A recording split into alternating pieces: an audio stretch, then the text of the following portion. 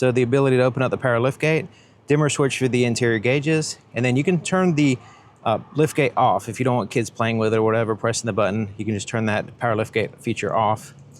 And it has a tilt and a telescoping steering column that you lock it in place here. There's also reset the trip. Go ahead and show you that before I forget, because it's right in this area. I'm sitting in the driver's seat. I'm 6 feet tall, and I have the driver's seat all the way back and all the way down.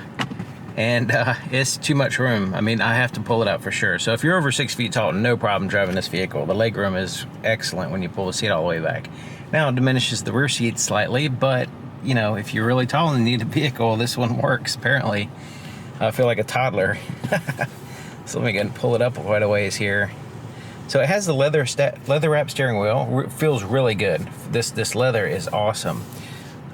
And it's not really that soft, but as far as like cushy soft, but it works fine. It's thick enough to where it's not like digging in my hands or anything like that. It has some decent stitching there on the inside, nothing fancy though. And it has kind of bunches up a little bit. But down here it has the heated steering wheel control, so it's on or off. It's just one stage. And this is pretty much typical Subaru that's been like this for a long time. So it has the cruise control here on the right side. You turn it on, set, resume, and then you can cancel. And then this is the lane keep assist system, which it doesn't work well. It wanders too much, it fights with you, it just doesn't work well. Now the adaptive cruise control, you can increase or decrease the distance between you and the vehicle in front of you. Here on the left side, the volume for the radio. Now I noticed the way the steering wheel is designed. I've noticed this for a while now. You have this section here, and then you have this section here with stuff, and then it's like, it seems like they just forgot about the volume, so they're like, oh, just tack it on down here. So it looks a little tacked on. But this is so you have the volume for the radio, the audio source, change to the tracks. You can answer and hang up on your phone. So this also serves as the mute button for the radio. But I like the way it has two separate buttons instead of having a single button like some vehicles. And then you have the voice recognition here, which is also separate. So this little switch right here corresponds with the screen. We'll get to that in a second. It has paddle shifters, so you have some control over the speed ratios. It doesn't have gears per se, but it has speed ratios, so you're able to have some control over that, especially if you need to downshift. So the front and rear wipers are over here. Nothing too fancy about those. Turn signals here, but it also has the headlight switch off, automatic parking and headlights on, and then the fog lights are controlled here. So the gauges are pretty straightforward. Tachometers, RPM gauge here on the left side with the engine coolant temperature, and then you have the fuel gauge, and then the speedometer there, and then you have the information there in the center with the digital speedometer. You have two separate trips, so using this trip button over here, you press it, you can go A and B, and you can reset those independently, you just by pressing it and holding it down to reset each one. You have miles per gallon information up there as well, distance to empty, but if you use this little toggle switch right here, we can scroll through and just get different information there at the top. Whatever we land on is what it'll stay on.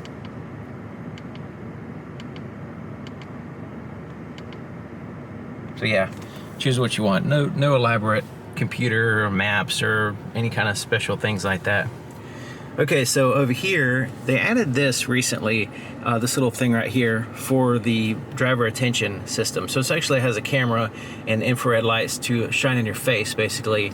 And see if it's, yeah, I don't know. This camera's not really picking up the infrared light, but it shines in your face, and even if you have sunglasses on, it's able to see through those and look at your eyes and make sure you're paying attention to the road. Kind of interesting. I think it's mandated or something. People were talking about a kill switch, like if the car thinks you're drunk or something, then some people just look like that, but I don't know, or act like that. But anyways, it might not let you drive your car. Four-way flashers are here, volume for the radio, tuned through the stations, and it has these physical buttons here on the side, you know, like temperature, front and rear defrosters, all that stuff. And then in the center screen, it's kind of divided up, so you have the climate control here at the bottom, which you can expand by pressing that button and make your adjustments, and then you have your heated and cooled seat controls with a 3-stage, so high, medium, low, and off for both the heated and cooled seats. Same thing with the passenger side. And then you have the, this is the home button. So when you hit the home button, this is what it shows here. The start, stop, idle stop, or whatever you want to call it, feature is here. That's on and that's off. So I just turn it off when I first start the vehicle. You have the brake hold system here. phone settings, user settings, vehicle settings are all here, so you can hit that. Pulls up a huge amount of stuff. They're categorized, have these little tabs. There's the users, and then there's the phones. Get out of that. Here at the top, you have this like little banner, little marquee, I guess you can say, but it doesn't automatically scroll, but you can kind of scroll it and get different information that you want. It doesn't continue though, you have to go left or right. Like once you get to the end, you have to go back to the other side. It's kind of cool. It has your pitch and roll, your accelerator, that kind of stuff, your accelerator percentage. So as I accelerate, you can see how much I'm pressing it. Weather, that kind of stuff. But actually here on the screen, it's similar to a cell phone where it has these little tiles. And you have the radio, see what that looks like. Turn it down. Then you have the presets there. You have AM, FM, satellite radio. And then your map, navigation. Kind of get a closer look like. I think it's a TomTom system, pretty sure it is. And you can kind of zoom in and out. You can zoom in here as well, but pinch zoom is also convenient. And your media, this will be playing off your device or USB, iPod, phone, iPhone, CD, auxiliary input. It does have a CD player. I'll show you that in a second. Keeping the 90s alive. Some people like CDs. It's interesting. I don't like carrying them around. You know, I don't mind the sound quality is good, but it's just carrying around a bunch of CDs I'm not really a fan of. And then you have Apple CarPlay, Android Auto as well. My Subaru apps. You can also turn the display off if you want to. The auto vehicle hold is a separate button here, even though it's down here for some reason. Get a little bit of redundancy, which is good sometimes. So yeah, that's kind of a breakdown of how the Subaru system works. It's once you understand the divisions and what happens when you navigate through the system, once you get used to it, it's really simple and fairly well designed, I guess. I mean, you just got to get used to it. It's like anything. Electronic parking brakes here. You lift it up to engage it. It has a little indicator light that it's on. It engages the rear wheels. Press the brake, push it down to release it. Now, the reason why I mentioned that it engages the rear wheels, like almost all vehicles do that, right? But there was one time in which, and it turned out it was a Subaru, that it was an electronic parking brake. It was a manual parking brake, and it actually would engage the drive wheels. So in this case, it was a front wheel drive Subaru, and when I pulled the brake handle, it actually was the front wheels, not the rear. So, you know, that's why I mentioned that, just for the sake of knowing that which actual wheels are being braked. It's not all four wheels. It's only two. It's usually the rear, but sometimes very rarely the front. So you have the USB ports here and a auxiliary input as well. Little storage compartment here, which it does have a nice light at nighttime. I'll show you that in the night video. So when we hit this button right here, it pops up the camera, and you notice it's showing the front view. The front of the vehicle right now is being shown, and it gives you a little indicator there. It's not like super high quality camera. It's not high resolution. It looks a little bit crappy compared to the actual screen resolution's quality. But if you're doing any kind of off-roading, this could be handy, right? Now, when you put it in reverse, then it switches to the rear camera. So it doesn't have like that 360 camera type system. It just has a front and rear camera. Now, the rear camera does have the active guidelines, but once again, it's just really, really low resolution, low quality image. It does give you the ability to see around and see what's going on, but you know, if it was considering you have a high definition screen, you know, having a higher definition camera would be better in my opinion. Okay, so the shifter, there's park. It's very easy, and I like this leather material. It feels really good. So there's reverse, we saw that, neutral, drive, and then you can manually change the gears here. It's actually speed ratios, not gears, but you get what I mean. So when you put it over here, then you use the paddle shifters to manually shift through the gears. Cup holders are here, and it actually has this little insert right here. So depending on if you have a larger cup or a shorter cup, you can use that little spacer for a shorter cup versus a taller cup. Here's the armrest here in the center console. Very soft and comfortable, just like the ones in the doors. I wish all vehicles had, you know, some vehicles are like hard as a rock. Feels like an anvil with a rag laying over it sometimes. It just doesn't, not comfortable. This one is really nice. I noticed that on Subarus for years now. So it actually has a built-in magic trick. So you can make it look like this, or you can make it look like this.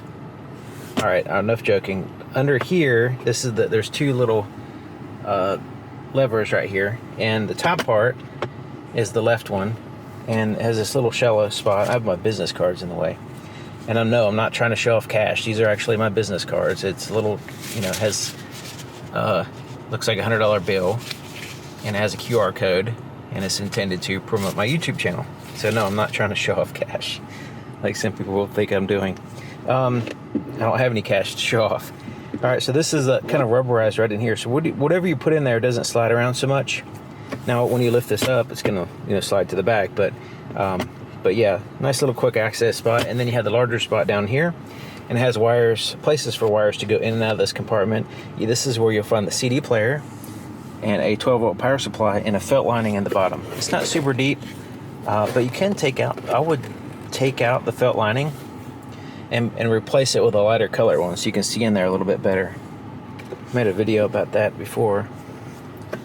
But yeah, pretty decent little compartment, and having the CD player kind of tacked on in here is kind of cool for the people that want a CD player. That is awesome, because not a lot of CD player options nowadays. So the rear view mirror is also a rear view camera. And I remember I showed you that camera in the shark fin antenna back there. It has a really good view, which you can adjust. So you can adjust the brightness, you can adjust the height, the left and right, tilt, and then you can set it up, change the language, all that stuff. Home link garage door opener controls are here. And it's actually an auto dimming rear view mirror. So when you have it in mirror mode, it's auto dimming. Same thing with this right here. It'll dim a little bit the screen if there's when it's nighttime. But yeah, it looks really good. I wish this camera is so much better than the backup camera. I don't know if you can tell, but yeah, it's really good. I'm getting just spoiled with rear view cameras instead of a mirror. It's really good. So the visor has mirrors and lights. It is a cloth, just like the headliner, and it does slide out as well. Slide over like that, and it has pretty good coverage, and it has a little clip right here. So I like the clip because you can put a registration or whatever you want right there. Just to mention, on this one, if you put the registration there and then you flip it this way, then if your private information is exposed to people. So, you know, just make sure you place it, fold it in a way where you doesn't like show all your information. I like to have it in the inside, preferably. Okay, so up here is the place to put your shades. So you have a pretty good size as well, and it has like this soft, what is that? Just kind of soft surface, I guess, except for right here. It's just right there to keep it from rattling, I guess. Then you have roadside assistance. You have this switch to have the interior lights in the front not turn on with the door. So you can switch it over there, or you can have them on with the door. Just in the front, not the back. Kind of weird. I explained this in the night video. It's like the whole purpose of this is for babies usually, but it's only the front ones. But anyways, I go into that, go into a little bit of tangent in the night video.